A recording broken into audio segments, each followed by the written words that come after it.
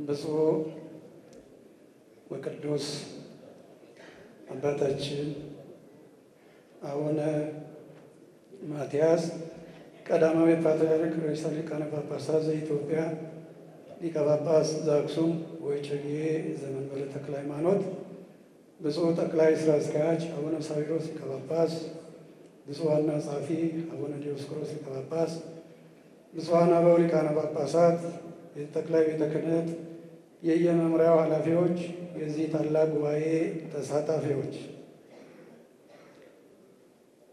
ከሁሉ አስቀድመን በሰማይና በምድር ያለው ሁሉ የእርሱ ለሆነ ለታላቅና ኃይል ክብርም ድልና ግርማ በፊቱ ላለ መንግሥቱ ጽንዕት ለሆነች ከሁሉ በላይ ከፍ ብሎ ለሚኖር ለአምላካችን እግዚአብሔር ምስጋና ይሁን እያል በ2017 የሥራ ዘመን በሰሜን ካሊፎርኒያ፣ ኔቫዳ፣ አሪዞና ሀገረ ስብከት ከተከናወኑት አጠቃላይ የሥራ ክንውኖች እና በ2018 እንዲከናወኑ የታቀዱ የሥራ ዕቅዶች በዚህ ታላቅ ጉባኤ እንዳቀርብ ስለተፈቀደልኝ አመሰግናለሁ።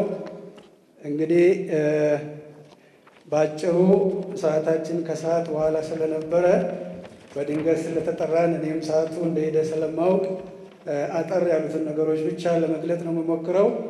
በዚህ በሰሜን ካሊፎርኒያ ከተከናወኑ ስራዎች መካከል ባጭሩ ማዕከላዊ አስተዳደር ሀገረ ስብከቱ ማዕከላዊ መዋቅርን ጠብቆ የቅዱስ ሲኖዶስና የመንበረ ፓትርያርክ መመሪያዎችን በመፈጸም ወሳኝ አስተዋጽኦ አድርጓል። የሰላም ማስፈንን በተመለከተ በአጥቢያ አስተዳደርና አገልጋዮች መካከል በሚነሱ የሰላም ጉዳዮች በብፁዕ አባታችን ብፁዕ አቡነ ቴዎፍሎስ ዶክተርና በሀገረ ስብከቱ አመራር የሰላም ማስፈን አገልግሎት ተከናውኗል። የቤተ ክርስቲያንን አንድነት መጠበቅ፣ በቤተ ክርስቲያን ላይ የሚገጥሙ ወቅታዊ ፈተናዎች ላይ የበይነ መረብ ስብሰባ በማድረግ የግንዛቤ ማስጨበጫና የቅድመ ጥንቃቄ ስራ ተሰርቷል።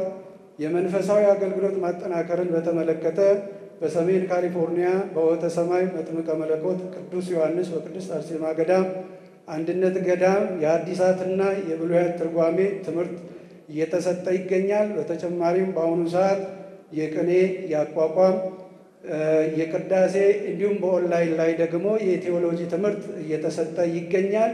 ይህም ሰሜን አሜሪካ በተለይም ታላቁ አባታችን የልማት አርበኛ ዶክተር ብፁዕ አቡነ ቴዎፍሎስ ሁላችሁም እንግዲህ እዚህ ሀገር አሜሪካ ገጠር ያለ የሚመስለው ብዙ ሰው ሊኖር ስለሚችል ከከተማ ከ200 እስከ 300 ኪሎ ሜትር ያክል ርቆ በሚገኝ ሆተ ሰማይ መጥምቀ መለኮት ቅዱስ ዮሐንስ ገዳም ምናልባትም ሳላጋንን የአዲስ አበባን ያክል ስፋት ያለው በታታሪው በልማት አርበኛው አባታችን ዶክተር ብፁዕ አቡነ ቴዎፍሎስ ተገዝቶ እሳቸውም ከገዳም ወጥተው በዚያ በበረሃ ውስጥ በጫካ ውስጥ እዚያም የሚሰጠውን የአዲሳት፣ የብሉያት፣ የቅኔ፣ የአቋቋም ትምህርት እንደ ተማሪ ቁጭ ብለው እየተማሩ እኛም እየተጠቀምንበት በባዕድ ሀገር በሀገረ አሜሪካ ስለሆነ በዚህ አጋጣሚ ብፁዕ አባታችን ብፁዕ አቡነ ቴዎፍሎስ ዶክተርን እንድታመሰግኑልኝ በታላቅ ትሕትና ጠይቃለሁ።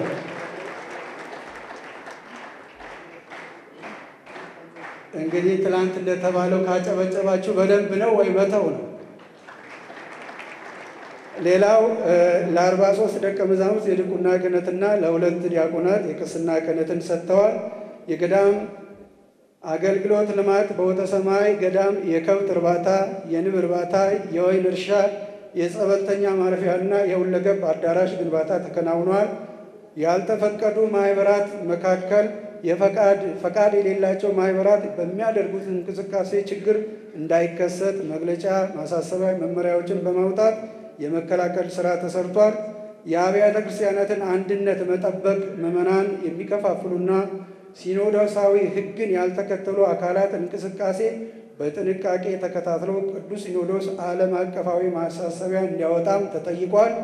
የአዳዲስ አጥቢያ አብያተ ክርስቲያናት መስፋፋትና ልማት የአሪዞና ደብረ ምጥማቅ ቅድስት ማርያም አዲስ ህንፃ ቤተ ክርስቲያን ለመስራት የመሰረት ድንጋይ አስቀምጧል። እንዲሁም በሪኖ እና ፍሪዚኖ ለኮሌጅ ተማሪዎች ምዕመናን የአገልጋይ ምደባ ተደርጎ አገልግሎት መስጠት ተጀምረዋል። የአድባራት ውይይት ከሀገረ ስብከቱ የሥራ አመራር አካላት ጋር ከአድባራት ተጠሪዎች ጋር በልማትና መንፈሳዊ አገልግሎት ላይ ውይይት ተደርጓል። የትውልድ አገልግሎት የሰንበት ትምህርት ቤቶች አንድነት መጠናከር ተዘርግቶ የእንግሊዝኛ ቋንቋ አገልግሎት ለማስፋፋት የተጀመሩ ስራዎች እየተካሄዱ ይገኛሉ። የሳን ፍራንሲስኮ ቤተክርስቲያን ደብረ ይድራስ ቅዱስ ጊዮርጊስ ቤተክርስቲያን የራሱ የሆነ ህንፃ ግዢ ተጠናቆ በነሐሴ 17 18 በብፁዕ አቡነ ቴዎፍሎስ ዶክተር ተባርኮ ቅዳሴ ቤቱ ተከብሯል። የጽሕፈት ቤት ቦታ መስሪያን ለሀገረ ስብከታችን ሊቀ ጳጳስ መንበረ ጵጵስና የሚሆን ጽሕፈት ቤት በሰሜን ካሊፎርኒያ አካባቢ ለመግዛት የጥናት ኮሚቴ ተዋቅሮ ስራው በመካሄድ ላይ ይገኛል። የፋይናንስ አስተዳደርን ከአድባራት 29,000 ገቢ ተደርጎ ለመንበረ ጵጵስና ጠቅላይ ቤተ ክህነት $10,000 ዓመታዊ ፈሰስ ተከፍሏል። በመጨረሻም የሀገረ ስብከቱ አስተዳደርና የሥራ አፈጻጸም አባላት በብፁዕ አቡነ ቴዎፍሎስ በሳል አመራርና ቁርጠኝነት በሚያከናውኑት እንቅስቃሴ የቅዱስነቱ ቡራኬ እንዳይለየን በመጠየቅ የ2017 የሰሜን ካሊፎርኒያ፣ ኔቫዳ፣ አሪዞና ሀገረ ስብከት ጽሕፈት ቤት የሥራ አፈጻጸምና እቅድ ሪፖርት በዚሁ እናጠቃልላለን።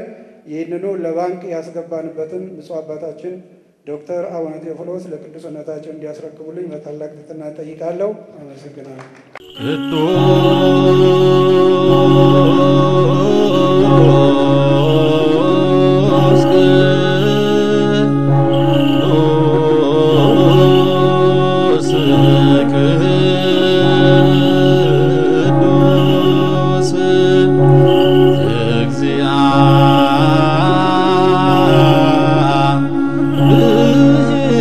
ጸባኦት አምላክነ